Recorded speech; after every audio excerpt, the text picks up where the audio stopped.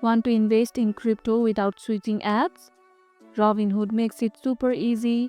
Here's how to buy crypto instantly. Open the app and log into your account. Here you can see the search bar at the top. Tap on it. Now type the name or symbol of the crypto you want. For example, Ethereum, ETH, Dogecoin, DOGE, or Bitcoin BTC. Once you find it, tap on it. And once you are on the cryptos page, tap buy. Remember, you will have to verify your account to access these options. Now choose how much you want to invest, then tap review and swipe up to complete the process. And tap submit to complete the purchase. You can also set limit orders or recurring purchases by tapping the order type before confirming.